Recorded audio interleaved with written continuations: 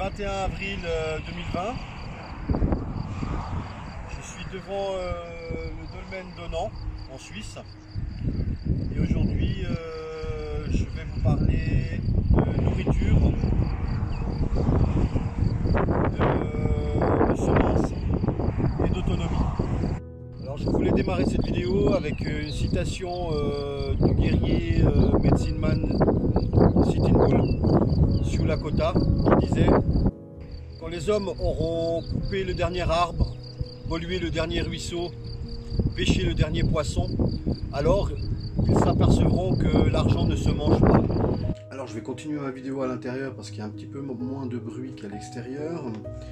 Ça faisait déjà un moment que je voulais vous parler de nourriture, hein, pas de conseils alimentaires, hein, c'est pas ça l'objectif de ma vidéo, c'est de parler de ressources en particulier.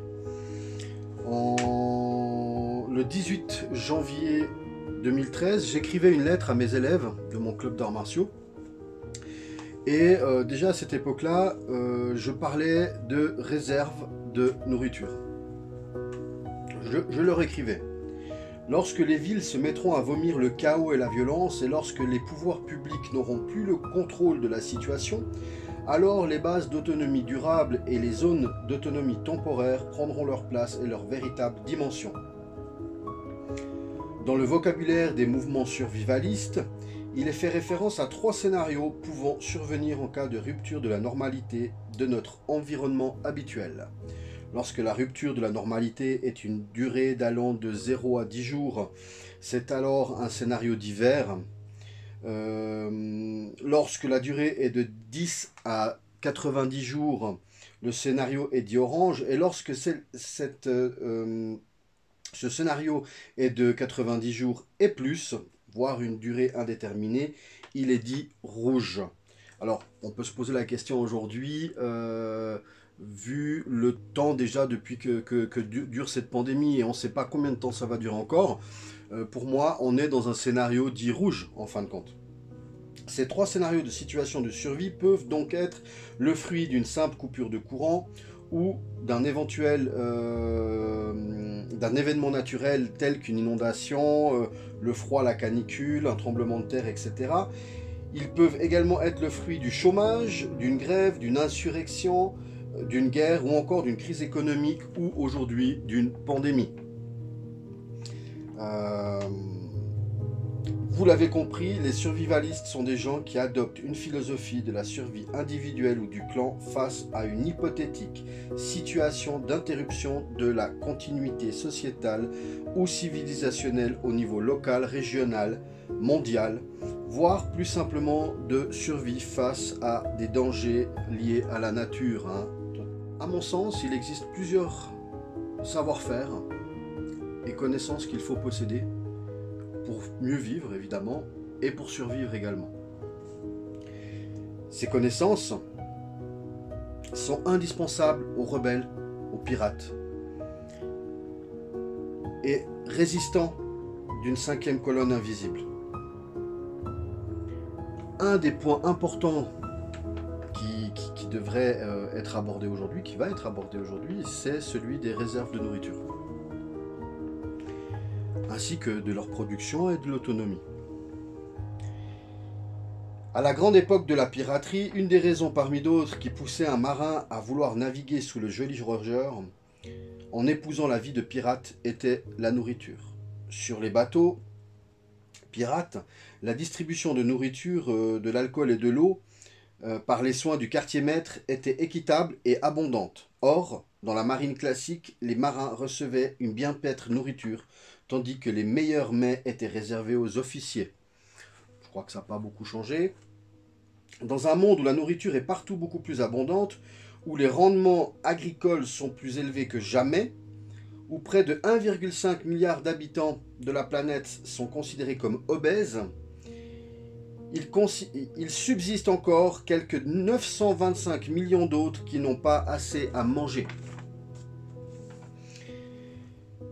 Soit bien davantage qu'au début des années 1970. D'accord ? La nourriture est donc un problème majeur, bien que mal considéré, par ceux qui n'en manquent pas, évidemment. Pour reprendre la citation d'Oscar Wilde, je dirais qu'aujourd'hui chacun sait le prix de toute chose et nul ne connaît la valeur de quoi que ce soit. Ceci est totalement applicable en ce qui concerne la nourriture, on va le voir tout de suite. Plus clairement, il nous faut constater que plus de 15% de la population mondiale se couche avec de la faim au ventre, ce qui signifie qu'alors que près d'1 milliard de personnes ont le plus grand mal à s'alimenter en suffisance, un autre 1,5 milliard souffre de son côté de ce que nous appelons pudiquement un problème de poids. Quel que soit le pays ou la région où nous vivons, il n'est pas difficile de constater que le prix du panier de la ménagère s'est envolé au cours de ces derniers mois et de ces dernières années. Bien entendu, pour les habitants des pays riches, cette hausse ne constitue qu'un désagrément supplémentaire, ne réclamant que quelques ajustements dans le budget du ménage. Par contre, dans les pays pauvres, cette situation a entraîné des dizaines de millions de personnes en marge de la simple survie. Le mot est donc lancé, il est bien question de survie et les pays riches ne sont eux-mêmes plus à l'abri de la faim. Il semble que l'ère de la nourriture à bon marché est révolue et qu'il va falloir se diriger dans une autre direction. J'ai écrit cette lettre à mes élèves en 2013. Aujourd'hui, la situation actuelle nous démontre que nous ne sommes pas à l'abri d'une crise alimentaire.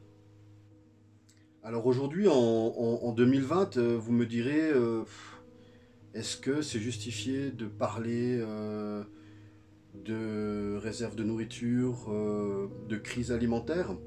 Eh bien, je ne sais pas si vous avez remarqué un petit peu dans les différents médias, mais d'ores et déjà, plusieurs pays ont déclaré une crise alimentaire suite au Covid-19. Dans un article du Temps,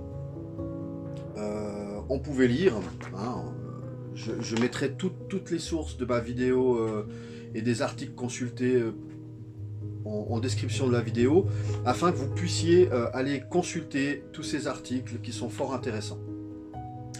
On pouvait lire « Le Covid-19 fait planer le spectre d'une pénurie alimentaire. D'un côté, les consommateurs dévalisent les rayons de produits alimentaires et les États constituent des stocks. De l'autre, certains pays producteurs limitent, voire interdisent les exportations, ce qui provoque la panique chez les consommateurs et fait flamber les prix. » Alors oui, on l'a vu, beaucoup de gens sur Internet raillaient un petit peu tous ces gens qui se rendaient un petit peu dans les supermarchés pour vider les étalages. Mais on apprend également que les gouvernements, les États, font de même en réalité. Ils sont en train de constituer des réserves de nourriture un peu partout dans le monde. La nourriture est quelque chose de primordial pour notre survie. Toujours dans le même article, confirmation, les États achètent aussi. La frénésie d'achat ne concerne pas que les ménages. Paniqués par la perspective d'une pénurie alimentaire, des pays importateurs tentent d'arracher des contrats à tout prix. Par exemple, la Chine, qui aurait des réserves de farine pour au moins une année, en achète de grandes quantités, notamment aux États-Unis. On l'a vu aussi avec la situation pour les masques. On a un combat entre les pays, une espèce de guerre invisible pour savoir qui va pouvoir acheter sur le tarmac des masques pour son pays. Toujours dans le même article, et pour ne rien arranger, quelques pays producteurs viennent de décider l'interdiction des exportations. Alors, je vous inviterai à le lire, ce type d'article, très intéressant. Plus intéressant encore, pour vous montrer que cette crise alimentaire qui vient peut-être là maintenant tout de suite en Suisse ou en France, on ne s'en rend pas compte. Évidemment, elle touchera probablement moins la France ou la Suisse que l'Algérie ou le Maroc ou des pays d'Amérique latine. Mais dans un document du 24 heures, on titrait aussi également « Un risque de crise alimentaire existe bel et bien. Coronavirus, l'OMS et l'ONU ont notamment déclaré que la pandémie pourrait induire une pénurie alimentaire au niveau mondial. » Un peu plus bas, les incertitudes liées à la disponibilité de nourriture peuvent déclencher une vague de restrictions à l'exportation. Cela provoquerait une pénurie sur le marché mondial. Blocage aux frontières. Les trois organismes s'inquiètent notamment du ralentissement de la circulation des travailleurs de l'industrie agroalimentaire qui bloque de nombreuses agricultures occidentales et des retards aux frontières pour les containers de marchandises qui entraînent un gâchis de produits périssables et une hausse de gaspillage alimentaire. Un peu plus bas, nous devons nous assurer que notre réponse face à la pandémie du Covid-19 ne crée pas de manière involontaire des pénuries injustifiées de produits essentiels et exacerbe la faim et la malnutrition. C'est pas moi qui l'ai inventé. Encore une fois, hein, je ne veux pas sembler alarmiste ou quoi que ce soit. Je pense que tout comme pour le domaine de la santé, la prévention est plus importante en fait que le traitement. Pourquoi? Prévenir, c'est guérir. Donc si aujourd'hui on voit arriver cette crise alimentaire, il est important de la prévenir aussi par différentes attitudes qui nous permettraient de ne pas être dans le stress, de ne pas être dans la peur par exemple. Coronavirus, l'aggravation de la crise alimentaire dans le monde pointe un risque d'explosion sociale. Derrière la pandémie de Covid-19 se cache une pandémie de la faim. Selon les estimations du Programme alimentaire mondial, le nombre de personnes souffrant d'insécurité alimentaire aiguë dans le monde devrait doubler à cause du coronavirus. Ce qui atteindrait 250 millions d'humains d'ici la fin 2020. Une crise alimentaire dramatique qui fait craindre une explosion sociale. C'est pas moi qui le dis, hein. Je vous lis des documents. Hein. Alors les gens ils me diront oui, mais on a d'autres articles où on a le gouvernement qui dit de ne pas s'inquiéter.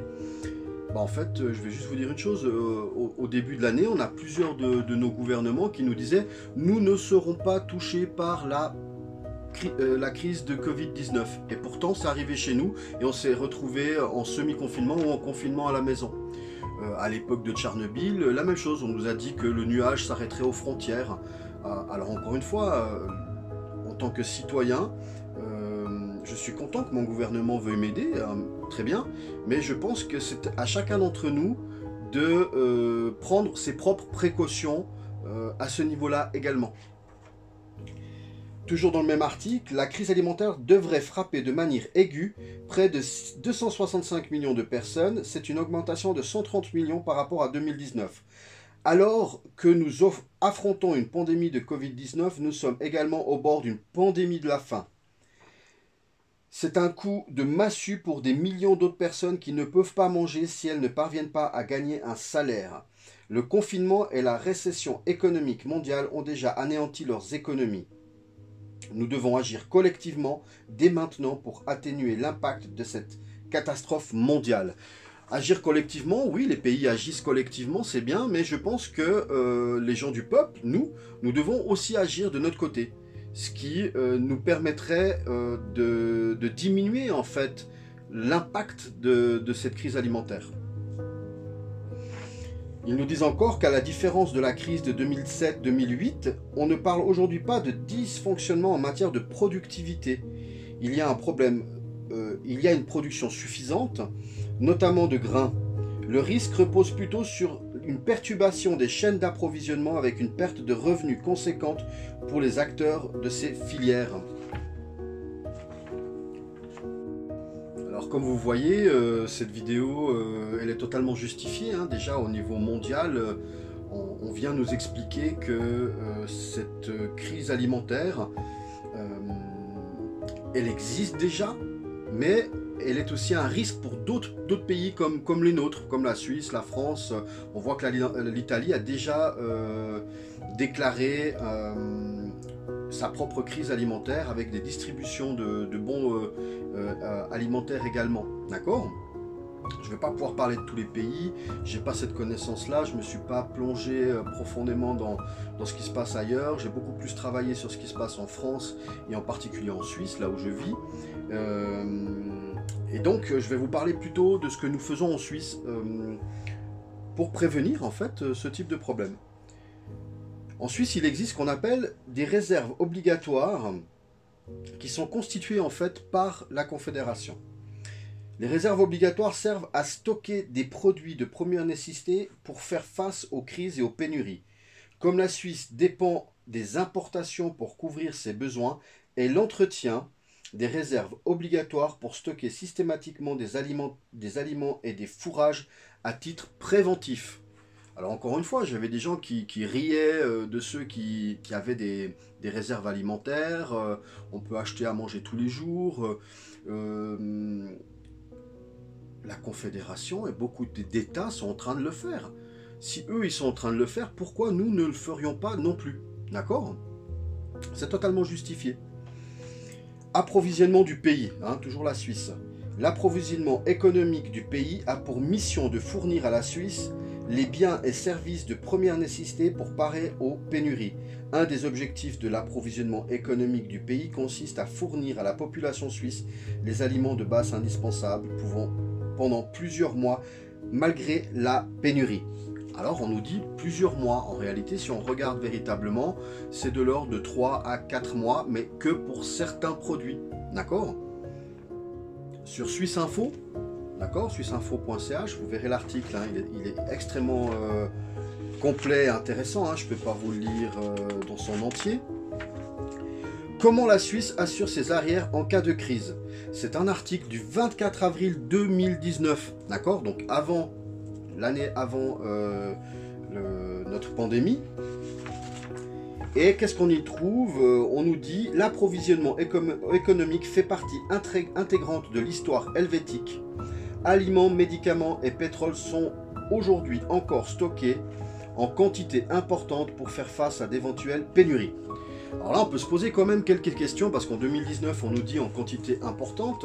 Là, on se rend compte que très rapidement, tout ce qui était gel, désinfectant, masque, on n'en trouvait plus nulle part, d'accord? Ce qui a forcé les pharmaciens, droguistes chez nous à fabriquer leurs propres produits. D'ailleurs, les prix sont 2 fois plus chers que d'habitude, c'est une évidence. Mais j'ai plusieurs amis qui sont pharmaciens qui m'ont confirmé qu'en Suisse, il nous manquait déjà plus de 700 médicaments qui, évidemment produits tous en Asie, en Chine en particulier, n'étaient d'ores et déjà plus disponibles. D'accord?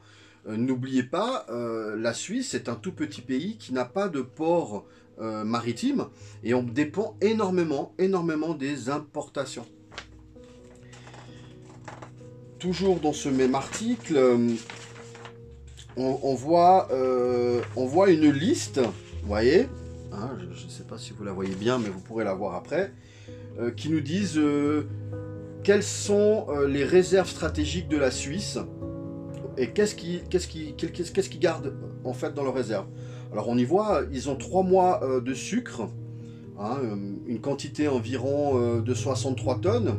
Ils ont du riz, du café, du blé, de l'essence, de l'huile de chauffage, des antibiotiques, des vaccins évidemment, et de l'insuline.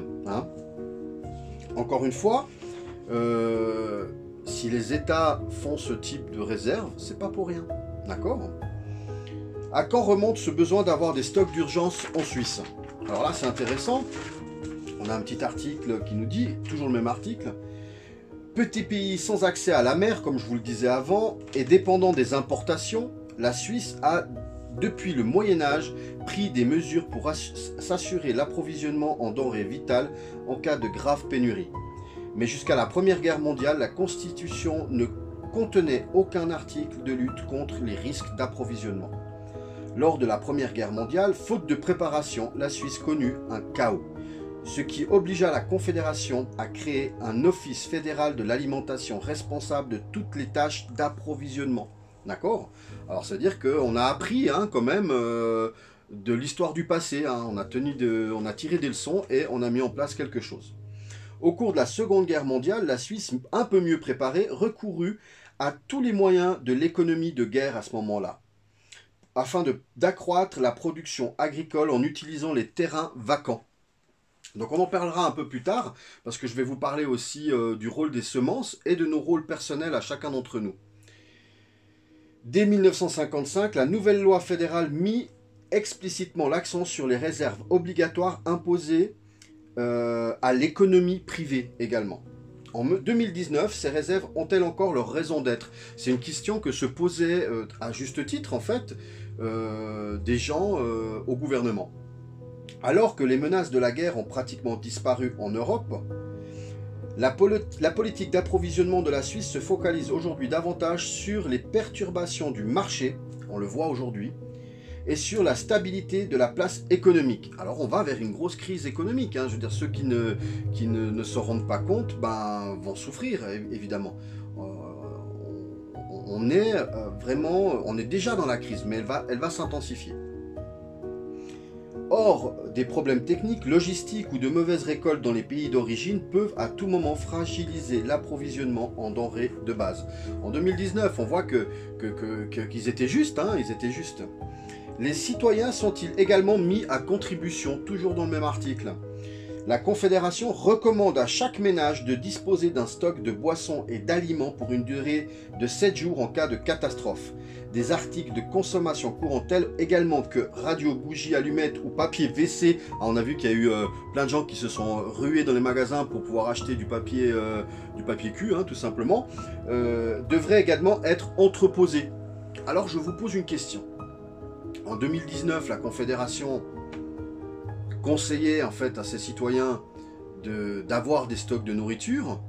Les gens n'ayant pas pris ce type de conseil en considération se sont rués rapidement dans les magasins pour vider les étalages, pour acheter du papier de toilette, dans une panique presque générale, plus dans d'autres pays que chez nous, mais quand même, bien trop.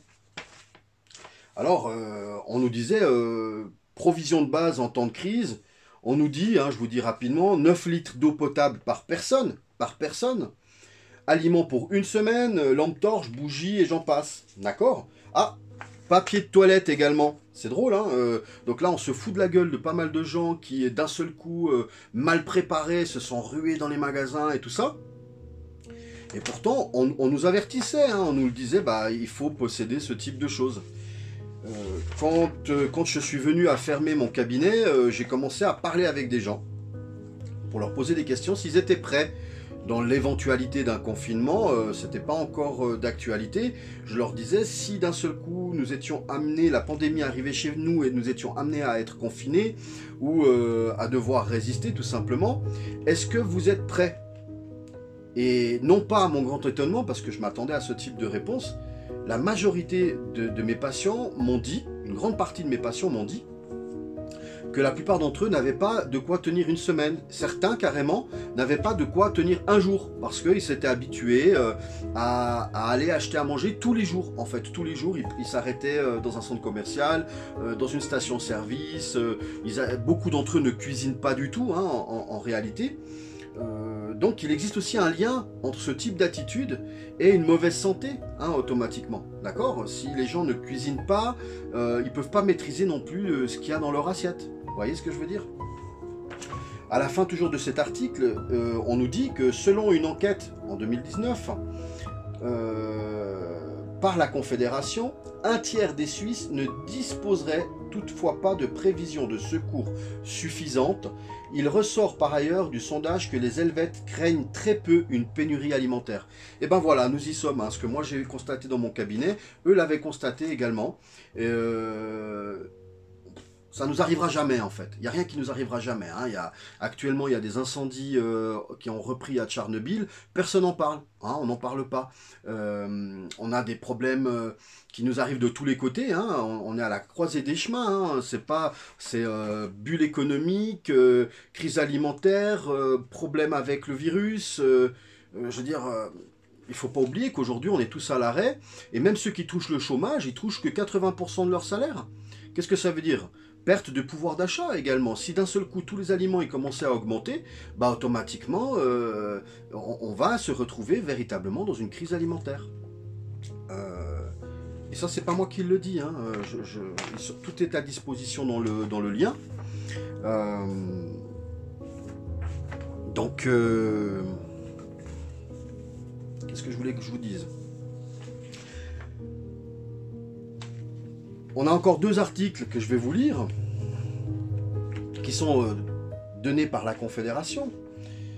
Qu'est-ce que c'est une réserve de secours en fin de compte? Le terme réserve de secours peut sembler quelque peu excessif, la Suisse n'ayant pas subi de grandes catastrophes au cours des dernières décennies. C'est peut-être précisément pour ça que 73% des Suisses n'ont pas constitué de telles réserves.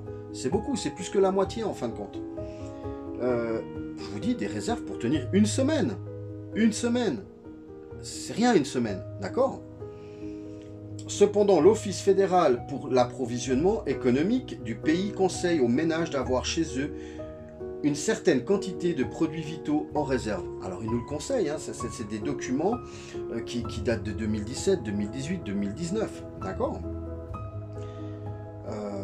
Alors, c'est pour ça qu'en 2017, cet office a réédité la brochure des prévisions providentielles qui existe déjà depuis 1968. D'accord? Tous ces articles, vous allez les trouver. Et dans cette brochure, hein, je ne sais pas si vous la voyez bien ici, hein, je ne l'ai pas imprimée en couleur évidemment, prévision providentielle, on a une première question qui nous est posée. Hein, c'est pas moi, c'est pas les survivalistes qui sont à côté de la plaque. Là, je vous parle de documents imprimés par notre confédération. D'accord? Je laisse mes amis français regarder ce qui est fait chez eux de leur côté. Première question, êtes-vous prêt à l'imprévu? Waouh, c'est ça la question. Est-ce que vous êtes prêt à l'imprévu? Soit 73%, hein, 73%. La Suisse n'a pratiquement aucune matière première. Elle est donc encore plus tributaire d'un accès garanti aux ressources pétrolières ou alimentaires. C'est pas moi qui le dis, d'accord?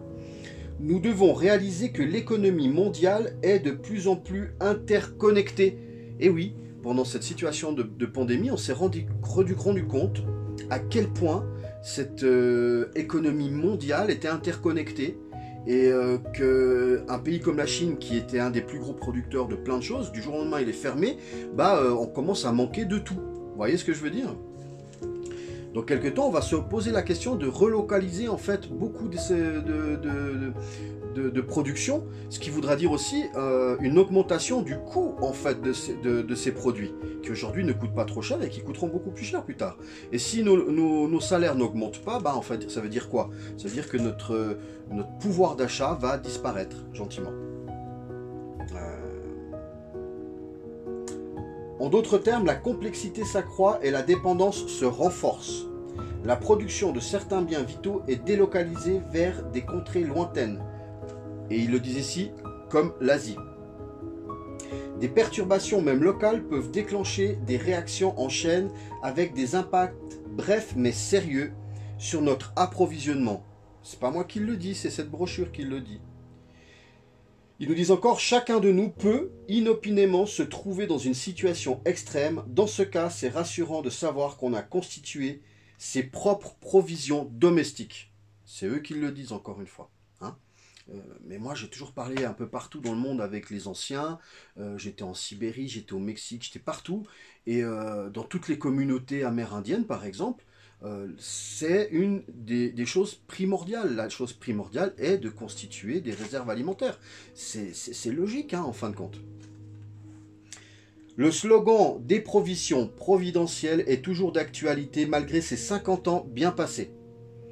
Les provisions domestiques vous éviteront bien de mauvaises surprises. Elles vous garantiront moins de stress et surtout pas de panique. Chacun de nous a donc intérêt à se préparer à une certaine autarcie pour surmonter un cap difficile. Encore une fois, c'est pas moi qui le dis. C'est eux qui le disent ici, donc des documents officiels imprimés par notre confédération. Vous voyez ce que je veux dire? Moi, quand je donnais des cours il y a des années en arrière et je parlais de réserves alimentaires, on me riait au nez. Hein, on me disait, mais qu'est-ce que tu racontes et tout, on manque de rien. Effectivement, j'ai jamais dit qu'on manquait de quelque chose. Hein, mais c'est comme la santé. On va me dire, mais pourquoi tu prends soin de ta santé parce que tu n'es pas malade? Ah bah, je vais devoir attendre que je sois malade pour pouvoir m'occuper de ma santé. Ben non. Et le fait de pouvoir me nourrir, de ne pas être stressé, de ne pas devoir descendre en courant au supermarché pour acheter des choses, fait partie aussi de ce stress en moins que je vais éviter. Vous voyez ce que je veux dire? Et là, on nous le dit partout, hein, l'OMS, tout le monde nous le dit, il y a une crise alimentaire qui arrive. Là, on nous explique qu'il faut avoir une semaine de provision. Mais ça fait combien de jours qu'on est confiné? Ça fait combien de temps qu'on est aujourd'hui dans une situation exceptionnelle? D'accord? Une semaine? Plus. D'accord? À l'époque, hein, après-guerre, on nous parlait de 3 mois. D'accord? Ça, c'est... Alors voilà, on ne pourra pas tous avoir 3 mois de réserve alimentaire. Mais aussi, si nos réserves, on les constitue de pâtes et de produits du sucre et tout, qu'est-ce qui va se passer? On va être malade, hein, parce que on est ce qu'on mange, en fin de compte. Hein. Il ne faut pas oublier ce que dit Hippocrate. Il dit que toutes les pathologies commencent dans l'intestin. D'accord? Et récemment, une étude qui reste encore à vérifier nous parle d'une bactérie intestinale qui renforce en fait le Covid-19 et son action. C'est à vérifier. D'accord? Donc là, vous aurez un lien en dessous de la vidéo où vous pourrez télécharger ces brochures qui sont des brochures de la Confédération. Vous voyez, c'est pas moi qui l'invente. Encore un autre article très intéressant. Hein. Les provisions de ménage désignent un ensemble de réserves de denrées alimentaires et de produits de première nécessité. Leur rôle est de permettre, lors d'une crise ou d'un conflit, la mise en place de mesures de rationnement, sans panique, ni spéculation. Ça veut dire, pourquoi? Si nous on poste ce qu'on a acheté aujourd'hui, on l'a acheté à un certain prix, ben, quand on va le manger, il aura toujours eu le même prix. Tandis qu'on ne sera pas dans une espèce de spéculation alimentaire. Vous voyez? Cet autre article, hein, je vous le conseille également, il sera en lien sous la vidéo. Ça, c'est une des choses dont je voulais vous parler. C'est-à-dire cette crise alimentaire qui vient, et encore une fois, hein, si on a une semaine ou plus de réserve alimentaire et puis qu'on n'est pas touché par la crise, bah tant mieux, c'est des choses qu'on va finir par manger, ça ne sera pas perdu. Vous voyez ce que je veux dire? Ça, c'est hyper important. Je vais vous parler dans la suite de cette vidéo des semences et de leur importance. Pour ceux qui ont tendance à lire en fait la revue de presse de Pierre Jovanovic, il nous présentait il y a quelque temps son portefeuille, en fait, dans quoi il faudrait investir dans le futur aujourd'hui si nous voulons nous en sortir économiquement. D'accord? Et il nous donnait, je vais vous le montrer à l'écran, il nous donnait dans son portefeuille qu'il fallait d'abord investir dans l'or et l'argent, dans les terrains, dans les forêts, les granges et en point 5 dans la nourriture. D'accord? Alors c'est intéressant que d'un seul coup, l'investissement dans la nourriture devient un investissement du futur. Hein. À mon sens, je mettrai la nourriture en premier, parce que de nouveau, hein, si on n'a pas de quoi manger, on n'aura pas la force de faire quoi que ce soit. D'accord? Je mettrai en 2 un terrain, en 3 une forêt, en 4 une grange, et puis que en 5e position l'or et l'argent. D'accord? Alors comme vous l'avez vu, beaucoup d'entre nous n'ont pas attendu qu'une crise alimentaire se présente pour commencer à s'intéresser en fait à ce que nous mangeons, à ce que nous produisons. Pour certains, la première des richesses, on l'a vu, c'est l'or et l'argent, tout simplement, ou les billets de banque. Mais pour nous, les Amérindiens,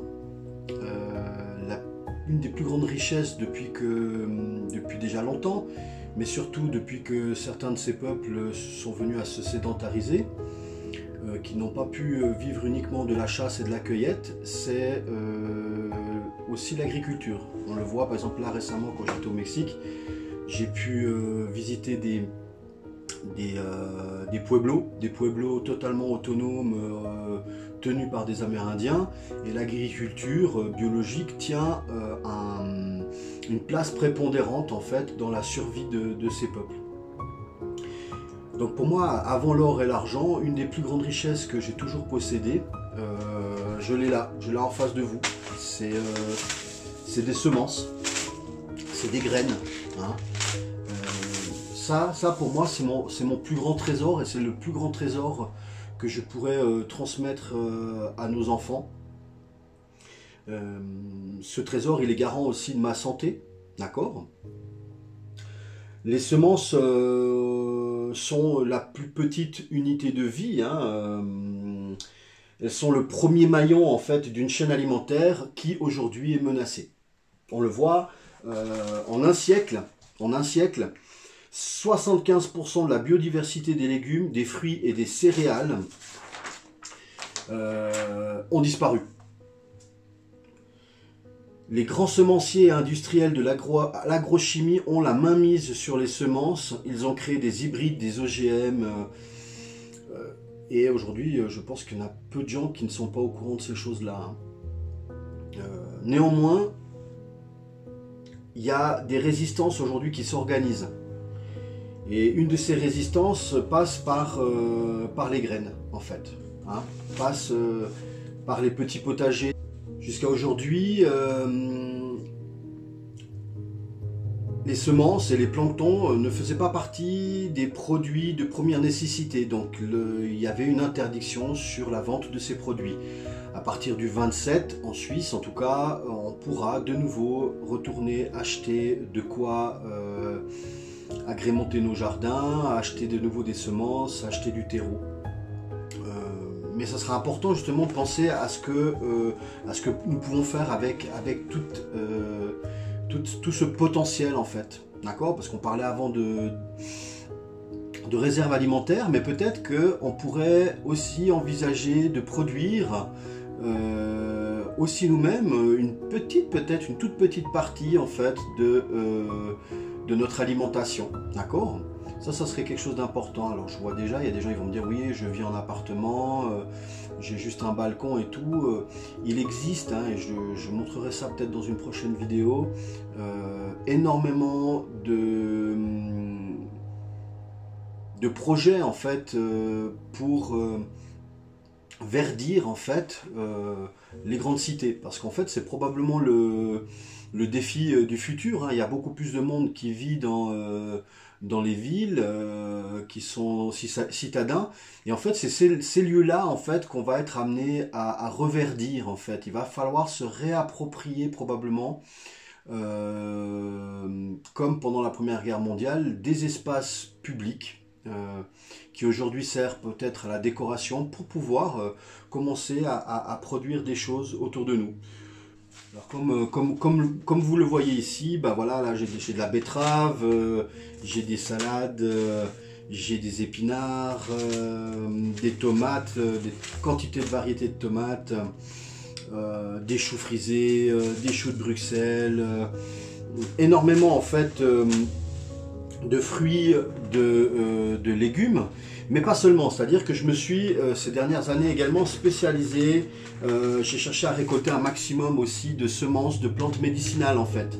Donc là vous voyez symboliquement j'ai du calendula, de la camomille, du millepertuis, de la valériane, du souci et j'en passe, et également beaucoup de graines que j'ai réussi à collecter au fil des années, de plantes plus rares en fait, en passant par la mandragore ou d'autres plantes médicinales, parce que c'est très important en fin de compte. Nous sommes les garants de cette biodiversité.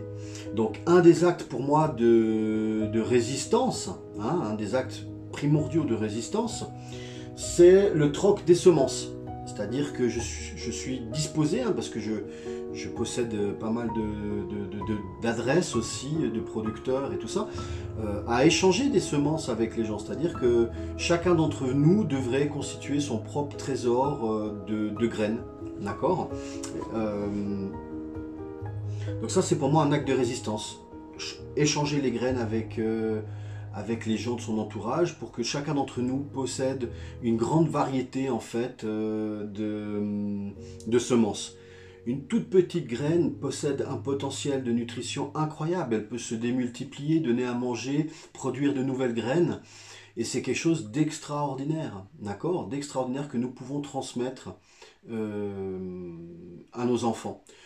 Lors de mon dernier voyage à Oaxaca au Mexique, j'ai pu voir dans un musée de Oaxaca en fait des graines qui ont été retrouvées, des graines de maïs, des graines de courge, des graines de piment qui ont été découvertes dans une grotte, qui sont les premières graines, si on veut, domestiquées, très anciennes. plus de 2000 ans. Et c'est quelque chose d'extraordinaire parce que quand on voit que tous ces produits sont consommés aujourd'hui dans le monde, c'est grâce à ces gens qui ont préservé en fait ces variétés. Et les peuples amérindiens, les peuples autochtones font partie de ces gens qui cherchent à préserver en fait au maximum cette biodiversité en fait. Donc je me répète, un des premiers actes pour moi de résistance est de troquer en fait des semences. Hein, on parle toujours de nourriture, d'autonomie aussi, hein, petit à petit. On parlera un petit peu plus tard dans une autre vidéo de comment depuis la semence jusqu'aux potagers familiaux de villages. On va parler de toutes ces choses-là, la permaculture, dans d'autres vidéos. Mais voilà, ça c'est une des premières choses que je souhaiterais voir stocker en fait de la part des gens. Des graines de génération, des graines biologiques, pas des graines OGM transformées. Hein. Je parle vraiment de variétés et autant de variétés de fleurs aussi que de légumes ou de plantes médicinales. D'accord ? Il existe aujourd'hui des banques, hein, un petit peu de graines, mais qui sont privées. Alors je pense que chacun d'entre nous devrait posséder ce potentiel-là, hein, afin de pouvoir atteindre une certaine forme d'autonomie dans le futur. Hein. Un autre acte de résistance, c'est choisir sa nourriture. Si aujourd'hui on mange n'importe quoi, ou qu'on va dans des magasins acheter des produits qui vont à l'encontre même peut-être de notre santé, mais surtout aussi de l'écologie, bah en fait on est complice également. Hein. Moi je vois aujourd'hui, les gens me disaient bah, le monde va changer après le Covid, mais quand on voit que dès qu'il y a eu l'ouverture d'un McDonald's, il y a des gens qui ont fait 3 heures de queue pour pouvoir se rendre dans ce McDonald's, et quand ils sont interviewés, hein, je vous mettrai en lien l'interview pour pas que vous disiez que je mens, et qu'on leur dit pourquoi vous attendez pendant 3 heures dans la queue ici dans un bouchon pour aller au McDonald's, la réponse de cette personne-là, c'est parce qu'au moins je serai sûr de bien manger. Alors là c'est catastrophique, vous voyez. Donc ces actes de résistance, c'est choisir sa nourriture, choisir où c'est qu'on va l'acheter, chez qui on va l'acheter, est très très important. Je pense que pendant cette pandémie, ce confinement, ce semi-confinement, beaucoup de gens se sont rapprochés en fait des petits producteurs parce qu'ils ne voulaient plus aller dans les grandes surfaces où il y avait pour eux un risque de contamination. D'accord ? Je vais finir un petit peu en vous lisant un petit texte que je mettrai aussi en lien. Produire, offrir, échanger des semences, c'est un acte de résistance qui permet de favoriser la biodiversité cultivée, de préserver notre patrimoine génétique en cultivant des variétés anciennes, reproductibles et menacées de disparition, de retrouver notre autonomie alimentaire en récoltant nos propres graines et en cessant d'acheter des graines chaque année, d'entrer dans une dynamique d'échange et de solidarité, de privilégier des semenciers qui travaillent réellement à la sauvegarde des variétés et d'œuvrer à l'adaptation des variétés existantes et créer en fait aujourd'hui de nouvelles variétés, qui sait. Je pense qu'il est temps en fait de réexaminer, réanalyser comment notre nourriture en fait arrive dans nos assiettes. S'affranchir de la tyrannie en fait d'une alimentation standardisée. Et il faudrait que l'économie soit au service des gens et non l'inverse. Je vous souhaite que la paix et la santé soient sur vous et sur vos familles, et à la prochaine vidéo. Merci.